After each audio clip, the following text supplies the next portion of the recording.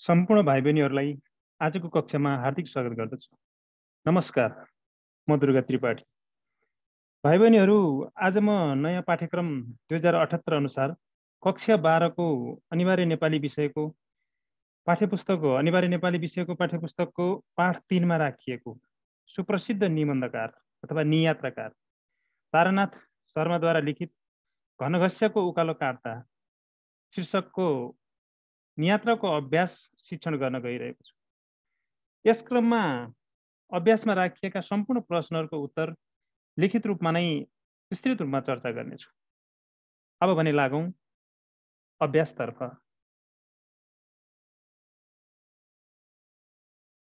अभ्यासको प्रश्न नम्बर 1 मा राखिएको छ, शब्द र अर्थको जोडा मिलाउनुहोस्। र यहाँ शब्द र यता अर्थ हेरौं। शब्द सुदूर, सुदूर शब्दको अर्थ धेरै टाढाको भन्ने हुन्छ। त्यसैगरी स्नेह शब्दको अर्थ माया प्रेम भन्ने हुन्छ। सङ्गाल्नु शब्दको अर्थ कुनै कुरा जोगाएर राख्नु भन्ने हुन्छ। अद्वितीय, अद्वितीय शब्दको अर्थ उत्तम अतुलनीय भन्ने हुन्छ। त्यसैगरी सहारा मरुभूमि, सहारा मरुभूमिको अर्थ चाहिँ संसारको एउटा ठुलो मरुभूमि भन्ने हुन्छ। त्यसैगरी दृष्टिपात, दृष्टिपात भनेको हेर्ने काम वा आँखाले ठम्म्याउने काम हो। त्यसैगरी काँचुली, काँचुली शब्दको अर्थ शरीरबाट अलग हुने सर्पको पातलो छाला भन्ने हुन्छ। त्यसैगरी अनन्त, अनन्त शब्दको अर्थ कहिल्यै अन्त नहुने हो। त्यसैगरी गाड, गाड शब्दको अर्थ खोलो हो। अनि ढुङ्ग्यानी, ढुङ्ग्यानी शब्दको अर्थ ढुङ्गा ढुङ्गै भएको, ढुङ्गा ढुङ्गै भएकोलाई चाहिँ ढुङ्ग्यानी भनिन्छ। विकट भनेको, विकटको अर्थ हो अप्ठ्यारो कठिन भनिन्छ। त्यसैगरी यथेष्ट भनेको पर्याप्त चाहिँदो अथवा पुग्दो भन्ने हुन्छ। भयावहको अर्थ चाहिँ डरलाग्दो हुन्छ। अब भने लागौं प्रश्न नम्बर 2 तर्फ। प्रश्न नम्बर 2 मा शब्दकोशको सहायताले तलका शब्दको अर्थ लेख्नुहोस् भनेको छ। यसमा चाहिँ हरहरु, अघोर, उग्राउनु, चरण, विरह लाग्दो, कुर्लनु, आकृति, सरिदय, मरुद्यान, यत्र तत्र भन्ने यी शब्दहरू छन्। यी शब्दहरूलाई शब्दकोशका सहायताले अर्थ लेख्नुपर्ने हुन्छ। हेरौं शब्द, पहिलो शब्द छ हरहरु। हरहरु शब्दको अर्थ जाडाले कक्रिएको, काँचो वा चिसो अवस्थाबाट सुकेर अरट्ठ परेको भन्ने हुन्छ। जाडाले कक्रिएको, काँचो वा चिसो अवस्थाबाट सुकेर अरट्ठ परेको, यो काँचो है, चन्द्रबिन्दु हो, चन्द्रबिन्दुको आकारमा छ। त्यसैगरी अघोर, अघोर शब्दको अर्थ ज्यादै, चौपट्टै, निकै, अत्यन्त भन्ने हुन्छ। त्यसैगरी उग्राउनु शब्दको अर्थ गाई भैँसी आदि पशुले निलिसकेको घाँस पराल आदि फेरि मुखमा फर्काइ चपाउनु भन्ने हुन्छ। त्यसैगरी चरण शब्दको अर्थ गाई बस्तु चराउनका निम्ति बसा वा त्रिशूल राखी छोडिएको बाँझो जमिन अथवा गोचर पनि भनिन्छ। विरह लाग्दो, विरह लाग्दो भनेको दुःख लाग्दो, वेदनायुक्त हो। त्यस्तै गरी कुर्लनु शब्दको अर्थ चर्को स्वरले बोल्नु, रिसले कराउनु, ढुकुर आदि चराले बोल्नु पनि हुन्छ। आकृति, आकृति भनेको कुनै वस्तु वा व्यक्तिको स्वरूप, आकार, अनुहार भन्ने हुन्छ। सरिदयको अर्थ अर्काको दुःखमा दुखित भएर मन पगाल्ने अथवा मर्मशील, दयालु, कोमल हृदय भएको भन्ने हुन्छ। मरुद्यान, मरुद्यान शब्दको अर्थ मरुभूमिको रसिलो वा पोसिलो, रसिलो अथवा सेपिलो जमिन, मरुभूमिको रसिलो वा सेपिलो जमिन मरुद्यान हो। त्यसैगरी यत्र तत्र भनेको जहाँसुकै पनि, जताततै, सबैतिर, विभिन्न ठाउँमा भन्ने हुन्छ यत्र तत्र। अब भने लागौं प्रश्न नम्बर 3 तर्फ। प्रश्न नम्बर 3 मा तलका कुनै 5वटा टुक्काको प्रयोग गरी एक अनुच्छेदमा गाउँमा रहेका आफन्त वा साथीको घर जाँदाको संस्मरण लेख्नु पर्यो। यसमा चाहिँ संस्मरण आफूले विगतमा घटेको घटना, कुनै घटना, यहाँ चाहिँ विशेष गरी आफन्त वा साथीको घर जाँदाखेरिको संस्मरण, साथीको घर जाँदाखेरि अथवा आफन्तको घर जाँदाखेरि जुन अविस्मरणीय क्षण कुनै हुन सक्छ हो, त्यसैलाई वर्णन गर्ने हो। यहाँ दिएका यी टुक्काहरू छन्, यी टुक्काहरू मध्ये कुनै 5वटा टुक्काको प्रयोग गरेर एक अनुच्छेदमा संस्मरण लेख्ने हो, आफ्नो संस्मरण। संस्मरण लेख्दाखेरि अथवा भनौँ यसरी बुझ्दा हुन्छ जुनसुकै अब कविता होस् अथवा चाहिँ कुनै लेख रचनाको प्रसङ्ग होस् अथवा कुनै पनि मुक्तक हुनसक्छ, सानो चाहिँ अथवा गजल हुनसक्छ, जुनसुकै हामीले लेख रचना लेख्दाखेरि पनि सुरुमा शीर्षक दिनुपर्ने हुन्छ। त्यसैले यहाँ चाहिँ मैले मामा घर जाँदा भन्ने शीर्षक राखेर यो संस्मरण छोटो संस्मरण लेखेँ मैले। हेरौँ मेरो संस्मरण है त। विक्रम सम्वत 2045 सालको जनै पूर्णिमाको दिन म पोखरामा अवस्थित आफ्नै घरबाट करिब 3 घण्टाको पैदल यात्रा गरी काशीकोट ठुली पोखरी नजिकै रहेको मामाघर गएको थिएँ। बाल्यकालीन अवस्थादेखि नै मामाघर जाने भनेपछि हुरुक्क हुने मेरो बानी नै थियो।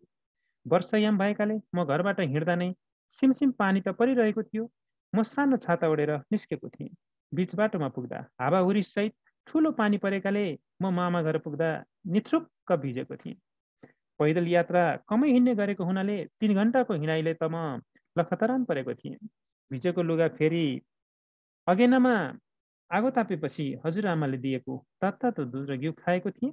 अनि जनी फेरेर तावा बाँधेपछि हजुरबा, हजुरआमा, मामा र माइजूले टिका लगाएर दक्षिणा दिनुभयो। अनि मिठो मिठो खानेकुरा खाएपछि भने म मक्ख परेको थिएँ। दिउँसोको खाजा खाएपछि करिब 4 बजेतिर मामा घरबाट म पोखरा फर्केको थिएँ।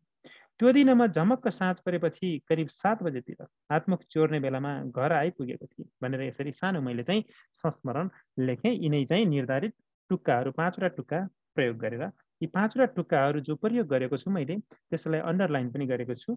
यसलाई चाहिँ हेर्न सक्नुहुन्छ र यस्तै यही तरिकाले नै तपाईँहरूले मामा घर जाँदा भन्ने शीर्षक जस्तै यस्तो आफन्त अथवा साथीको घर जाँदा कुनै पनि लेख्न सक्नुहुन्छ। त्यसै गरी अब प्रश्न नम्बर 4 तर्फ लागौँ। प्रश्न नम्बर 4 मा के छ हेरौँ त।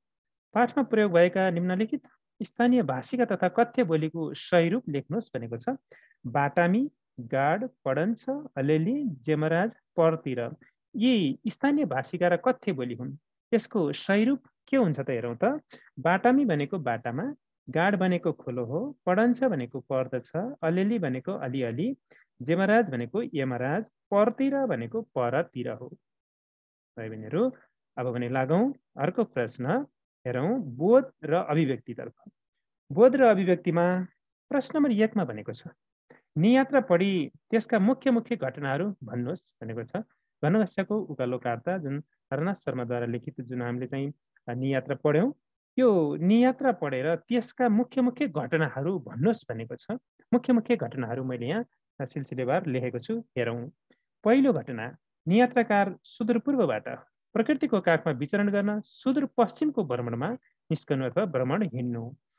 दोस्रो राष्ट्रवादी लेखकले त्यसका विभिन्न प्राकृतिक स्थलप्रति अनुराग प्रकट गर्नु। त्यसै गरी तेस्रोमा संसारले काँचुली फेरे पनि त्यसका विकट भूभाग जस्ताको त्यस्तै देख्नु। चौथोमा घनघस्यालाई वृद्धको रूपमा मानवीकरण गरी सेती नदीसँग तुलना गर्नु। पाँचौँमा प्रकृतिसँग जुझ्ने क्रममा बैतडीको शाही लेकमा 2 रात बिताई सतबाँचको लेकतर्फ लाग्नु। छैटौँमा सतबाँचको लेकको हिउँमा रमाउँदै आत्मीयता बोध गर्नु। त्यस्तै साथमा सल्लाहघारी हुँदै पाटन पुग्दा डेरा नपाई स्वास्थ्य केन्द्रका कर्मचारीको कोठामा बास बस्नु। आठौँमा अगोरी गाडको पुलतरी उखु टेक्दै र चपाउँदै घनघस्याको विकट उकालो चढ्नु। त्यसै गरी 9मा लेखक असिन पसिन हुँदै ठाउँ ठाउँमा चिप्लँदै कष्टपूर्ण तरिकाले घनघस्याको टुप्पोमा पुग्नु। त्यसै गरी 10औँमा घनघस्याबाट रातको समयमा जङ्गलको बाटो भोक प्याससँग जुझ्दै त्रसित हुँदै डाँडामाथिको गाउँमा पुगी मकै किनेर खाँदै पोखरातर्फ लाग्नु। त्यसै गरी 11मा रातको 12 बजे पोखरा पुगी चिचिला सुन्तला खाई आगो तापी भोलि डडेलधुरा पुग्ने कल्पना गरी फोहोरी कटेरोमा 2:30 बजेतिर कचपल्टिलो निद्रा सुत्नु भनेर यसरी मैले 11वटा घटनाक्रमहरू मुख्य मुख्य घटनाहरू टिपेको थिएँ। त्यसै गरी अब लागौँ प्रश्न नम्बर 2 मा बोध अभिव्यक्तिको। प्रश्न नम्बर 2 मा के छ हेरौँ त। 2 मा यस नियात्रामा तपाईँलाई सबैभन्दा रोचक लागेको घटना कुन हो भन्नुहोस् भनेको छ। यो नियात्रामा आफूलाई लागेको सबैभन्दा रोचक घटना कुन हो त्यसलाई यहाँ उल्लेख गर्नुपर्ने हुन्छ। यहाँ मैले एउटा चाहिँ घटना उल्लेख गरेको छु। हेरौँ त। यस नियात्रामा मलाई सबैभन्दा रोचक लागेको घटना लेखकले जोगबनीदेखि धरानसम्मको अलकत्रे बाटोलाई धिक्कार्दै र भातगाउँदेखि 12 विषयसम्मको फराकिलो कालो बाटोलाई सराप्दै ठस ठस कन्दै घनघस्यको विकट उकालो बाटो पसिनाले नित्रुक्क भिजेर आफूलाई अभागी ठान्दै आकाशतर्फ उक्लँदै गरेको हो। जुन बाटो न त सहरको कालोपत्रे थियो न त तेर्सो नै थियो। चुच्चे ढुङ्गाहरू काला रुखका छायामा कचपल्टिएर पहरामा तेर्सिएका थिए चुच्चे ढुङ्गाहरू। यहाँ लेखकले एकातिर आफू सहरको भौतिक सुख शैलमा जीवन बिताएकाले विकट घनघस्यको उकालो चढ्न अत्यन्तै कठिन भएको पीडा पोखेका छन् भने अर्कोतर्फ राज्यले विकास न्यायोचित रूपमा राज्यका सबै भूभागमा पुर्याउन नसकेकोमा रोष प्रकट गरेका छन्, व्यङ्ग्य प्रहार गरेका छन्। नियात्रकारले आन्तरिक पर्यटन प्रवर्धनका लागि सरकारले उचित व्यवस्थापन गर्न नसकेकोमा तीखो व्यङ्ग्य पनि प्रहार गरेका छन्। यो पंक्तिमा विशेष गरी त्यो घटना प्रसङ्गले विशेषतः राज्य व्यवस्था अथवा भनौँ सरकारले सबै ठाउँमा विकासका पूर्वाधारहरू पुर्याउन नसकेको अनि सँगसँगै आन्तरिक पर्यटन प्रवर्धन गर्नका लागि सरकारले उचित व्यवस्थापन गर्न नसकेको पर्यटकीय गन्तव्य स्थलहरू पहिचान गरी त्यो पदयात्राका सन्दर्भमा चाहिँ सरकारले जुन व्यवस्थापन गर्नुपर्ने हो है अब त्यो व्यवस्था नगरेको, उचित व्यवस्था नगरेको र सहर केन्द्रित विकासलाई प्राथमिकता दिएको, राज्यका विकट दुर्गम गाउँठाउँमा चाहिँ त्यो भनौँ पदयात्राका सन्दर्भमा चाहिँ पदयात्रीहरूलाई जो सहजीकरण गर्नुपर्ने हो, गोरेटो घोरेटो बाटो निर्माणका लागि पनि सहयोग गर्नुपर्ने हो, आर्थिक विनियोजन गर्नुपर्ने हो, त्यो नगरेको देख्दा रोष प्रकट गरेर यी चिल्ला कालोपत्रे फराकिला सडकहरूलाई सराप्दै पनि हिँडेका छन्। त्यस क्रममा जुन चाहिँ मलाई रोचक लागेको हो। हेरौँ अब त्यसै गरी अर्को चाहिँ बोध अभिव्यक्ति अन्तर्गतको चाहिँ तेस्रो प्रश्नमा पाठको दोस्रो अनुच्छेदमा उल्लेख भएका स्थानको सूची बनाउनुहोस् भनेको छ। पाठको दोस्रो अनुच्छेदमा उल्लेख भएका स्थानहरू यस प्रकार छन्: खप्तड, तुमलिङ, राजापुर, काँसीघारी, तिल्केनी, घनघस्या, चन्दनी, अगोरीगाड, पुवाखोला, टुकुचा, सतबाज, ट्याम्के डाँडो, अन्तु डाँडो, चन्द्रागिरी यी आदि चाहिँ दोस्रो अनुच्छेदमा उल्लेख भएका स्थानको नाम हो। त्यस्तै गरी बोध अभिव्यक्ति अन्तर्गत चाहिँ चौथो प्रश्नमा तलको नियात्रांश पढी सोधिएका प्रश्नको उत्तर भन्नुहोस् भनेको छ। यो नियात्राको अंशलाई पढेर यो दुईटा प्रश्न छ। यहाँ प्रश्नहरू सेती नदी र घनघस्याका बीचमा रहेका समानता र भिन्नता के हुन् लेख्नुपर्ने हुन्छ। त्यसै गरी घनघस्यालाई कसरी मानवीकरण गरिएको छ भनेर यहाँ दुईटा प्रश्न राखिएको छ। यो अनुच्छेद पढेर उत्तर लेख्नुपर्ने हुन्छ। हेरौँ यी प्रश्नहरूको उत्तर यस प्रकार लेख्नुपर्छ। पहिलो प्रश्न छ कमा सेती नदी र घनघस्याका बीचमा रहेका समानता र भिन्नता के हुन्? उत्तर हेरौँ है त। टाउकोमा चिप्लो बरफको केस फुलाएर आफ्नो अरहरो विरुद्ध शरीरमा काला रुखहरूका जिङ्रिङ्गे भुत्ला ठडाई गजधुम्म परेर बसेको मान्छेसित अगोरीगाड जत्तिकै रिसाएको देख्ने निबन्धकारले घनघस्यालाई पोखरेली सेती नदी जत्तिकै रिसाएको छ भनी सेती नदीसँग तुलना गरेका छन्। सेती नदी र घनघस्याको रिसमा समानता पाइने कुरा व्यक्त गरेका छन्। सेती नदी र घनघस्याको बीचमा पाइने समानता भनेको रिस एउटै छ भन्ने कुरा उल्लेख गरेका छन्। सेती नदी भूगर्भमा भासिँदै गएको छ, गहिरिँदै गएको छ, भासिँदै गएको छ, तर घनघस्या भने ठडिएको ठडियै छ, जुन सेती नदी र घनघस्या बीचको असमानता हो अथवा भिन्नता हो। घनघस्या कहिल्यै झुकेको छैन। घनघस्याले कहिल्यै त टाउको झुकाउला कि भनेर निरीक्षण गरी हेर्दा पनि झुक्ने लक्षण नदेखिएको, बरु उल्टो यो झन दृढ हुँदै जानु नै असमानता हो।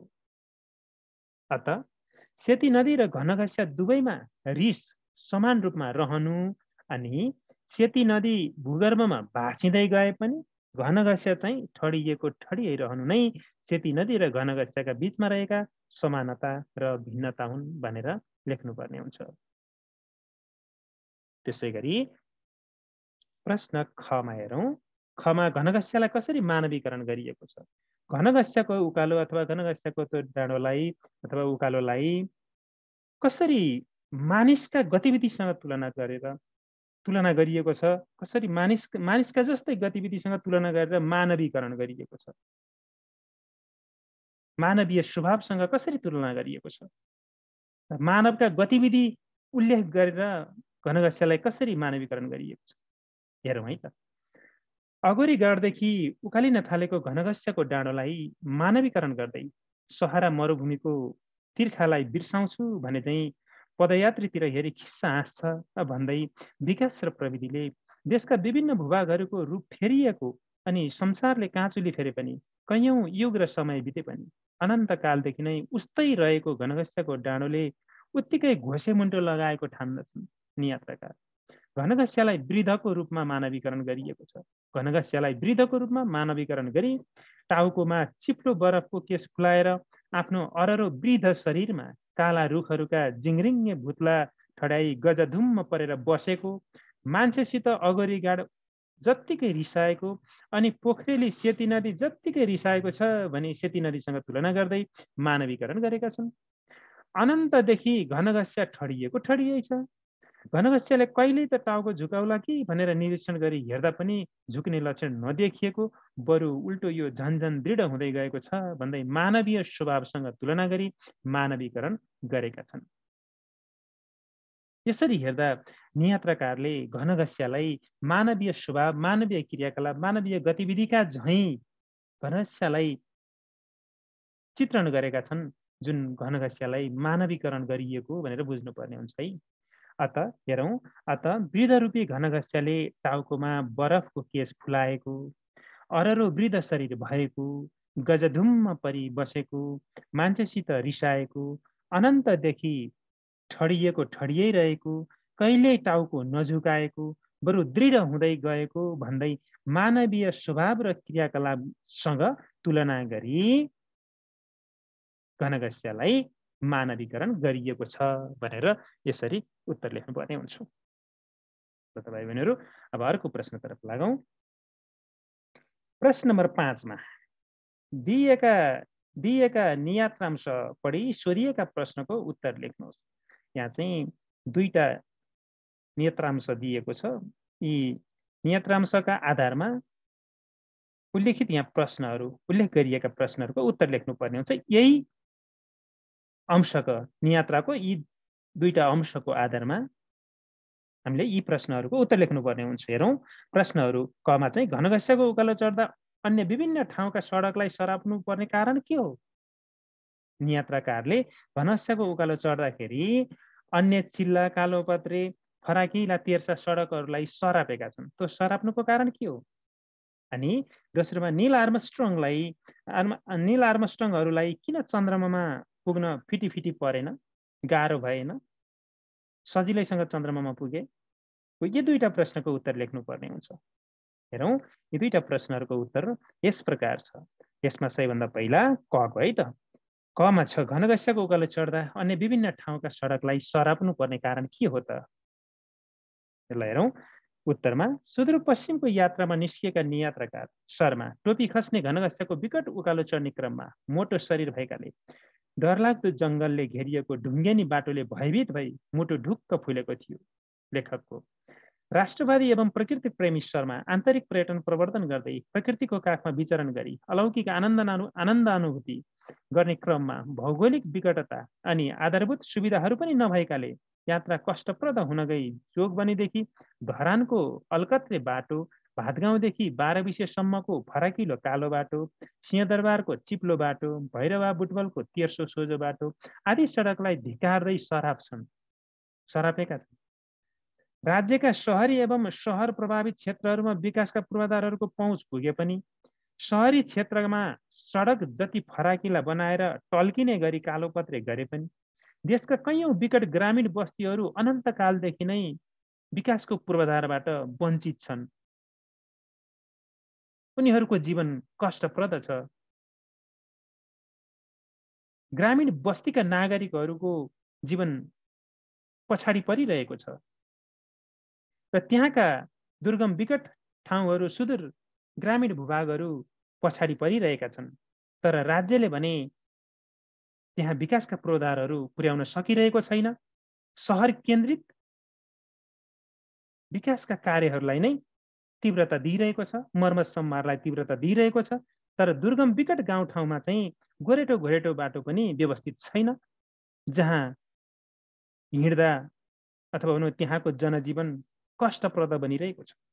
हो, विकासका न्यूनतम पूर्वाधारहरूले पनि छुन सकेको देखिँदैन ती सुदूर ग्रामीण विकट गाउँठाउँहरूमा, जसले गर्दाखेरि दुर्गम विकट बस्तीहरूको नेपाली जनजीवन कष्टप्रद बनिरहेको छ। सडकको पहुँच त परै जाओस्, गोरेटो घोरेटो बाटोहरू पनि काला रुखका छायामा कच पल्टिएर चुच्चे ढुङ्गाहरू पहरामा तेर्सिएका छन्। पैदल यात्रीहरू पनि त्रसित हुँदै असहजताका साथ यात्रा गर्नुपर्ने वास्तविकतालाई प्रस्तुत गरी केन्द्रीकृत शासन प्रणालीको असमानुपातिक विकास र बजेट विनियोजनको विभेदकारी परिपाटीप्रति खेद प्रकट गर्नु नै घनघस्याको उकालो चढ्दा अन्य विभिन्न ठाउँका सडकलाई सराप्नुको कारण हो। सहरी क्षेत्रमा सडक विस्तार एवं मर्मतका लागि वर्षेनी अरबौं बजेट खर्च गर्ने सरकारले दुर्गम बस्तीहरूको आवागमनलाई सहज बनाउन पदमार्ग व्यवस्थापनमा कुनै पनि ध्यान दिन नसकेको भनी दुखेसो पोख्नु नै विभिन्न ठाउँका सडकलाई सराप्नु पर्ने कारण हो भनेर हामी लेख्न सक्छौँ। भाइ बहिनीहरू, यो अलिकति उत्तर चाहिँ धेरै भए जस्तो लाग्न सक्छ, तर यहाँ चाहिँ मुख्य कुराहरूलाई मैले जोड दिएर लेखेको छु। यसलाई मुख्य मुख्य शब्दलाई याद गरेर परीक्षामा लेख्न सकिन्छ। फेरि थोरै लेखेर नम्बर राम्रो पनि त आउँदैन नि। ल, अब प्रश्न नम्बर खमा जाउँ। प्रश्न खमा, नील आर्मस्ट्रङहरूलाई किन चन्द्रमामा पुग्न फिटी परेन? नील आर्मस्ट्रङहरूलाई चन्द्रमामा पुग्न किन फिटी परेन, गाह्रो परेन? सजिलैसँग पुगे। चन्द्रमा पुग्ने यात्रा, अन्तरिक्षको यात्रा किन सहज भयो, किन सफल भए, किन गाह्रो भएन, फिटी परेन? हो, यसको उत्तर हामी अब हेर्छौँ। हेरौँ उत्तरमा, चन्द्रमाको सतहमा पहिलो पाइला टेक्ने मानव नील आर्मस्ट्रङहरूलाई यथेष्ट वैज्ञानिक उपकरणहरू उपलब्ध भएकाले चन्द्रमामा पुग्न फिटी परेन। कुनै पनि यात्रा कति सहज र कठिन हुन्छ भन्ने कुरा त यात्राका लागि आवश्यक पर्ने बन्दोबस्तीका सामग्रीहरूको उपलब्धताले निर्धारण गर्दछ। सुगम र दुर्गम त विकासका पूर्वाधारहरूको पहुँचमा भर पर्दछ। दुर्गम र विकट नै भए पनि यथेष्ट वैज्ञानिक उपकरणहरू उपलब्ध भएमा गन्तव्य सहज बन्न सक्छ। नियात्राकारलाई विकट घनघस्याको उकालो चढ्दा कुनै पनि यन्त्र उपकरणहरूको उपलब्धता नभएका कारण यात्रा दुसाध्य बनेको छ। यानि कि यात्रा घनघस्याको उकालो चढ्ने कार्य कष्टपूर्ण तरिकाले उनले पुरा गरेका छन्। उनले आफ्नो यात्रा कष्टपूर्ण तरिकाले पुरा गरेका छन्। कठिनका साथ साध्यलाई प्रमाणित गर्ने भन्ने तरिकाले भनौँ न, यात्रालाई पुरा गर्ने भन्ने कार्य बुझ्नुपर्छ। दुसाध्यले कठिनका साथ कठिनपूर्ण तरिकाले साध्यलाई प्रमाणित गर्ने भन्ने अर्थखास त्यो हो। यात्रालाई सहज तरिकाले नभई कष्टपूर्ण तरिकाले पुरा गरेका थिए। विकट दुर्गम सुदूरपश्चिमको यात्राकारलाई त्यति सहज भएको थिएन। टोपी खस्ने, हेरौँ यहाँ, टोपी खस्ने घनघस्याको विकट उकालो चढ्ने क्रममा मोटो शरीर भएकाले डरलाग्दो जङ्गलले घेरिएको ढुङ्गेनी बाटोले भयभीत भई मुटु ढुक्क फुलेको थियो यात्राकारको। बाटोमा तिर्खा लाग्दा पानी समेत खान नपाएर रुँदै पसिनाले निथुक्क भिज्दै अनि ठस ठस कन्दै सहर बजारका कालो पत्रे बाटोलाई सराप्दै घनघस्याको विकट उकालो चढ्न फिटी परेको थियो लेखकलाई। तर नील आर्मस्ट्रङहरूलाई आवश्यक वैज्ञानिक यन्त्र उपकरणहरू यथेष्ट मात्रामा उपलब्ध भएकाले चन्द्रमामा पुग्न फिटी परेन, सजिलैसँग चन्द्रमामा पुगेका थिए। आधुनिक यन्त्र उपकरण एवं विज्ञान र प्रविधिका सामग्रीहरूको यथेष्ट प्रयोगका कारण सहज रूपमा नील आर्मस्ट्रङहरू चन्द्रमामा पुगेका हुन् भनेर लेख्नु पर्छ। अब भने लागौँ प्रश्न नम्बर 7 तर्फ। यात्रामा सहभागीले कस्ता समस्याको सामना गर्नु पर्यो, छोटकरीमा लेख्नुहोस् भनेको छ। यात्रामा सहभागीले कस्ता समस्याको सामना गर्नु पर्यो, यात्राका क्रममा के कस्ता अप्ठ्यारा परिस्थितिहरू, के कस्ता समस्याहरू झेल्नु पर्यो, छोटकरीमा लेख्नु पर्यो। ल हेरौँ उत्तर। सुदूरपूर्व इलाममा जन्मेका नियात्राकार शर्मा विक्रमसम्म 2024 सालमा सुदूरपश्चिमको भ्रमण गर्ने क्रममा बैतडी हुँदै डडेलधुराको यात्रा गर्ने क्रममा घनघस्याको विकट उकालोको यात्रा गरेका छन्। यात्रामा सहभागीले प्राकृतिक विकट भूस्वरूपसँग जुझ्नुका साथै भोक, प्यास, थकान अनि बसोबासको समस्यालाई सामना गर्नु परेको छ। वासस्थानको अभाव छ, खान बस्ने सुविधा मिलेको छैन, अथवा भनौँ भोक प्यास थकानले असहज बाटोका कारण पनि यात्रा कष्टप्रद बनेको छ। विभिन्न समस्या शारीरिक, मानसिक पनि र सँगसँगै प्राकृतिक त्यहाँको चाहिँ भौगोलिक वातावरण र परिवेशसँग पनि जुझ्नु परेको छ। त्यसैले विभिन्न समस्याहरू आइपरेका छन्। सुदूरपश्चिमको विकट यात्रा गर्ने क्रममा वासस्थानको अभावमा बैतडीको साइलेकको विद्यालय भवनमा 2 रात बिताउँछन्। वासस्थानको अभावका कारण बैतडीको साइलेकमा अवस्थित विद्यालय भवनमा 2 रात बिताउँछन्। त्यसै गरी डडेलधुरा जान तम्सिँदा भरिया पाउँदैन। अनि सतबाँसको लेकबाट सल्लाघारीको बाटो हिँड्दा झमक्क साँझ परेकाले बास नपाइने डरले दगुर्नु परेको छ। पहिलेका भरिया डडेलधुरा जान नमानेपछि पुनः भनसुन गरी भरिया खोज्नु परेको छ। अघरी गाडको साँगु तरेपछि डरलाग्दो जङ्गलले घेरिएको ढुङ्गेनी बाटोमा मुटु ढुक्क फुलाउँदै घनघस्याको विकट उकालो चढ्दा पसिनाले निथ्रुक्क भिज्दछन्। पानी समेत खान नपाएर रुनु परेको छ। ठाउँ ठाउँमा हिउँमा चिप्लेर लड्नु परेको छ। साथीहरूको अत्तो पत्तो नहुँदा हराएकी भनी विचलित भएर कराएका छन् नियात्राकार। घाँसबासको व्यवस्था मिलाउन घनघस्याबाट ओह्रालो कुद्दै गर्दा जङ्गलमा अँध्यारो भएपछि चोर डाँका भूत प्रेत र जङ्गली जनावरको आक्रमणको आशंकाले त्रसित हुँदै हिँड्नु परेको छ। भोक डर अनि बाटो बिराइयो कि भन्ने आशंकाले थुरथुर भएका छन्। डाँडामाथिको गाउँमा पुगी बाँसको खोजी गरे पनि बाँस नपाएपछि मुस्किलले 3 घान मकै किनेर खाँदै पोखरातर्फ लाग्छ। रातको 12 बजे पोखरा पुगेर बाँस माग्दा बाँस पाउँदैन। अनि खानेकुरा समेत नपाएपछि 2-2 रुपियाँका चिचीले सुन्तला 30-30 दाना खाएर चिसो छानु वाङ्गै भएको फोहोरी कटेरोमा 2 रुपियाँका 3 अङ्गाला दाउरा किनेर आगो तापी त्यही फोहोरी कटेरोमा कचपल्टिलो निद्रा सुत्छन्। यसरी यात्रामा सहभागीले खाने बस्ने समस्याका साथै समय व्यवस्थापनको समस्या पनि भयो। दुर्गम विकट असहज बाटोको समस्या, उकालो खोलो साँगु जङ्गलको भयभीत वातावरणीय अवस्थाको सामना गर्नु परेको, बास माग्दा मानवीय हार्दिकताको समस्या अथवा भनौँ बास नपाएको अवस्था, बास माग्दा मानवीय हार्दिकताको समस्या, बासको अभाव, बास नपाएको फोहोरी कटेरोमा हैन, त्यसरी चाहिँ रात काट्नु परेको, अनि खाना किनेर खाना पनि खान नपाएको, भोकभोकै बस्नु परेको, साथीहरू बिछोडिँदाखेरिको समस्या उस्तै थियो। यी आदि समस्याहरू, थुप्रै समस्याहरूको सामना गर्नु परेको थियो यात्रामा सहभागीले भनेर लेख्न सकिन्छ। प्रश्न नम्बर 8 मा लागौँ। प्रश्न नम्बर 8 मा भाव विस्तार गर्नुहोस् भनेको छ। यसमा कमा राखेको छ, यो हिउँ मेरो थियो, मेरो मुटुको थियो र हिमाली हार्दिकता बोकेको र चम्किलो थियो भनेर यहाँ चाहिँ भाव विस्तार गर्नुहोस् भनी कमा राखेको छ। यसमा हेरौँ उत्तरमा सुप्रसिद्ध निबन्धकार तारानाथ शर्माद्वारा संरचित घनघस्याको उकालो कार्ता नियात्रा शीर्षकको नियात्रा शर्माको बेलायततिर बरालिँदा 2062 निबन्ध सङ्ग्रहमा सङ्ग्रहित उत्कृष्ट यात्रा संस्मरणात्मक नियात्रा हो।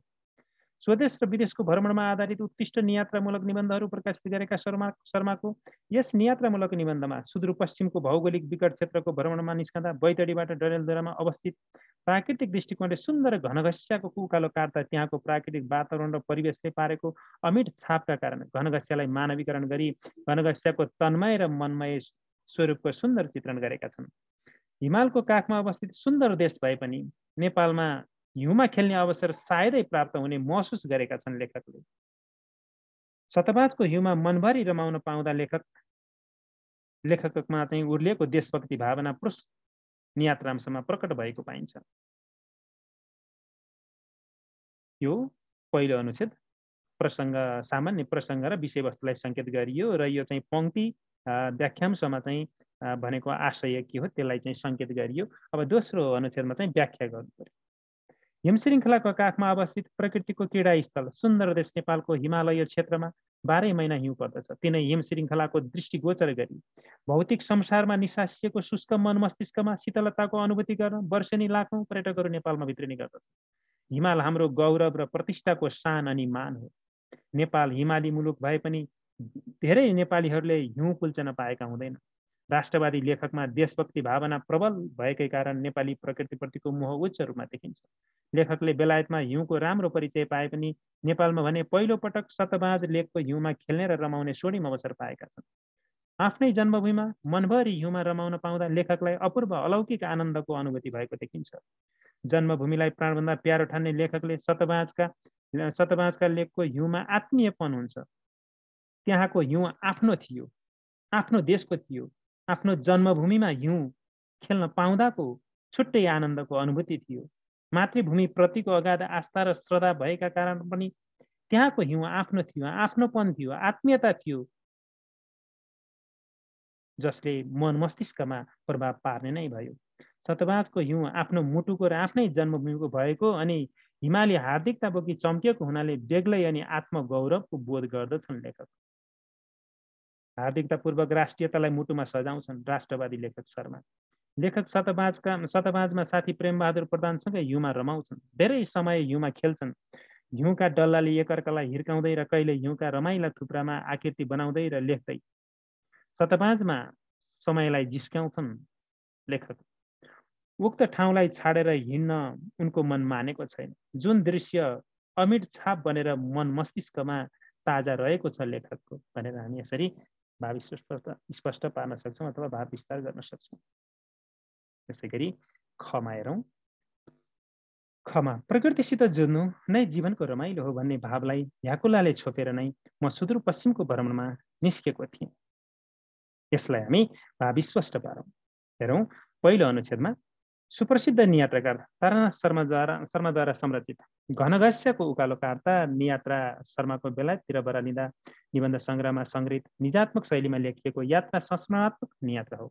स्वदेश र विदेशको भ्रमणमा आधारित उत्कृष्ट नियात्रामूलक निबन्धहरू प्रकाशित गरेका शर्माको यस नियात्रामूलक निबन्धमा सुदूरपश्चिमको भौगोलिक विकट क्षेत्रको भ्रमणमा निस्कँदा बैतडीबाट डडेलधुरामा अवस्थित प्राकृतिक दृष्टिकोणले सुन्दर घनघस्यको उकालो कार्ता त्यहाँको प्राकृतिक वातावरण र परिवेशले पारेको अमिट छापका कारण घनघस्यलाई मानवीकरण गरी घनघस्यको तन्मय र मनमय स्वरूपको सुन्दर चित्रण गरेका छन्। प्रकृति प्रेमी नियात्राकार प्रकृतिको काखमा विचरण गरी जीवनको वास्तविक रमाइलो अनुभूत गर्न सुदूरपश्चिमको भ्रमण गर्न आतुर भएको तथ्यलाई प्रस्तुत गरेका छन्। माथिको चाहिँ व्याख्यांशमा अब हामी व्याख्या गरौँ, त्यसको भाव विस्तार गरौँ। प्रकृतिको क्रीडास्थल नेपाल प्राकृतिक आभूषणले सजाउ भएको स्वर्गीय नन्दन हो। अलौकिक प्राकृतिक छटाहरूले नेपालको प्रकृतिमा मोहिनी जादु अनि मन्त्रमुग्ध बनाउने मधु माधुरीको अथाह सागर छ। त्यसैले त वर्षेनी विदेशी पर्यटकहरू मरुभूमिमा छटपटाएको तन र मनलाई हिमाली फुलको रसराग र सुवासलाई ग्रहण गरी आह्लादित बन्न पुग्दछन् अनि स्वर्गीय आनन्दानुभूति गरी मन मस्तिष्कमा सजाएर नेपाल फर्कन्छन् पुनः भेट्ने अभिलाषामा। प्रकृति प्रेमी अनि राष्ट्रवादी लेखक पनि नेपालका विभिन्न रमणीय प्राकृतिक स्थलहरूको भ्रमण गरी प्रकृतिसित जुधेर खेलेर आनन्दानुभूति गरेर जीवनको रमाइलोपनलाई मनन गर्न चाहन्छन्। उनी खप्तरमा बसन्त बिताउन चाहन्छन्, तुम्लिङमा हिउँ खेल्न चाहन्छन्, राजापुरको काँसेघारीमा झ्याउरे गीत गाउन चाहन्छन्। तिल्केनीको उकालो, घनघस्यको उकालो अनि चन्दनीको उकालो, अघोरी गाड, कुवा खोला अनि टुकुचा, शतबाजको लेख, ट्याम्के डाँडो, अन्तु डाँडो, चन्द्रागिरी सबैमा उनको गहिरो प्रेम छ अनि आत्मीयताको गौरव बोध छ। विकट परिवेशको प्रकृतिसँग जुधेर रमाइलोपनको अनुभूति गर्नकै लागि उनी सुदूरपश्चिमको यात्रामा निस्केका हुन्। प्रकृतिको काखमा रमाउँदाको आनन्दानुभूति नै जीवनको रमाइलो हो भन्ने भावलाई छातीमा सजाउँदै सुदूरपश्चिमको भ्रमणमा निस्केर बैतडी हुँदै डडेलधुराको यात्रा तय गरेका थिए लेखकले। वास्तवमा प्रकृतिको विचरण नै जीवनको रमाइलो अनि सङ्घर्ष नै जीवन हो भन्ने भाव प्रस्तुत व्याख्यांशमा छ भन्न सकिन्छ। अब भने लागौँ प्रश्न नम्बर 9 तर्फ। प्रश्न नम्बर 9 मा के भनेको छ? दिएको गद्यांश पढ्नुहोस् र सोधिएका प्रश्नको उत्तर दिनुहोस् भनेको छ। यो गद्यांश पढेर सोधिएका निम्न प्रश्नहरूको उत्तर लेख्नुपर्ने हुन्छ, छोटो उत्तर। लागौँ यी प्रश्नहरूको उत्तर लेख्नतर्फ।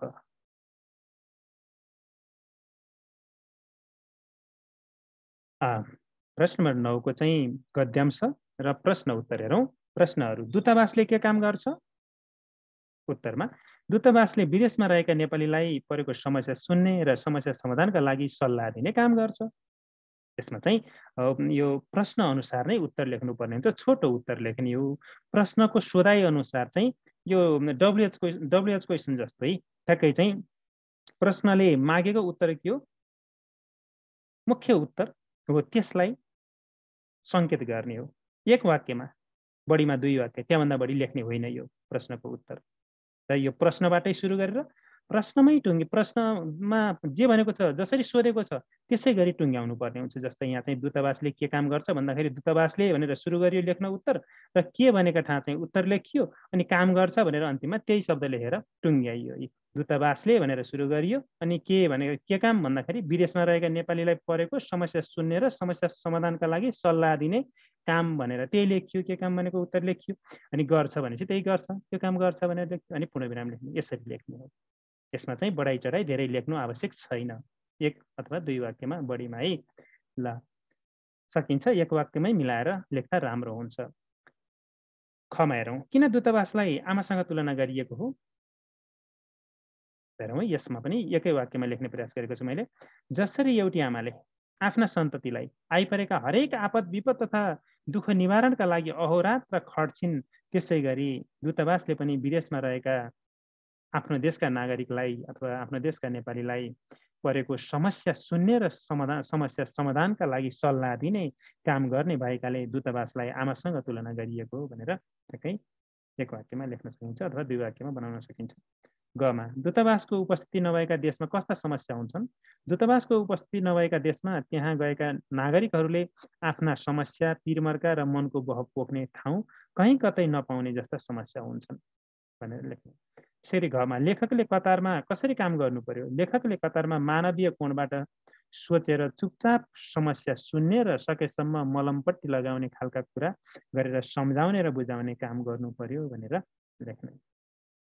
भाइ बहिनीहरू, यता थियो प्रश्न नम्बर 9 को उत्तर, प्रश्न उत्तर। अब भने लागौँ 10 मा। 10 मा भनेको छ प्रश्न नम्बर 10 मा दिएको गद्यांश पढ्नुहोस् र सोधिएका प्रश्नको उत्तर दिनुहोस् भनेको छ। यो गद्यांश पढेर यी प्रश्नहरूको उत्तर लेख्नु पर्यो। हेरौँ यी प्रश्नको उत्तर के हुन्छ त? पहिलो प्रश्न छ कमा, के का लागि स्वदेशी र विदेशी पुँजीको परिचालन गर्नुपर्छ? यस प्रश्नको उत्तर हुन्छ कुल गारस्थ उत्पादनमा औद्योगिक क्षेत्रको योगदान बढाउनका लागि स्वदेशी तथा विदेशी पुँजीको परिचालन गर्नुपर्छ भनेर लेख्ने। खमा, गरिबी न्यूनीकरणका उपायहरू के हुन्? लघु, घरेलु तथा साना उद्योगको संरक्षण प्रवर्धन गर्नु, रोजगारीका अवसरहरू सिर्जना गर्नु, नेपाली वस्तु उत्पादनमा जोड दिनु नै गरिबी न्यूनीकरणका उपायहरू हुन् भनेर लेख्ने। गमा, अर्थतन्त्रलाई सुदृढ गर्न कस्ता उपायहरू अपनाउनुपर्छ? अर्थतन्त्रलाई सुदृढ गर्न गरिबी न्यूनीकरण, नेपाली वस्तु तथा सेवाका लागि लगानीमत मैत्री वातावरण सिर्जना, आयात प्रतिस्थापन र निर्यात प्रवर्धन जस्ता उपायहरू अपनाउनुपर्छ भनेर लेख्ने। त्यसै गरी घमा, उपभोक्ताको हक हितको संरक्षण कसरी गर्न सकिन्छ भन्ने प्रश्न छ। यस प्रश्नको उत्तर हेरौँ। उत्तरमा चाहिँ उपभोक्ता हक हितको संरक्षणका लागि खाद्यान्न तथा अन्य वस्तुमा हुने मिसावट, ठगी, कालोबजारी नियन्त्रण गर्न, बजार अनुगमनलाई तीव्र बनाउनका साथै विद्यमान ऐन नियमको प्रभावकारी रूपमा कार्यान्वयन गर्ने काम गर्न सकिन्छ भनेर लेख्ने। ल त भाइ बहिनीहरू, आजलाई यति नै। अर्को कक्षामा म यसै पाठमा रहेको व्याकरण अभ्यास, भाषा तत्त्व अन्तर्गतको व्याकरण अभ्यासलाई सविस्तार चर्चा गर्नेछु। आजलाई यति नै, धन्यवाद।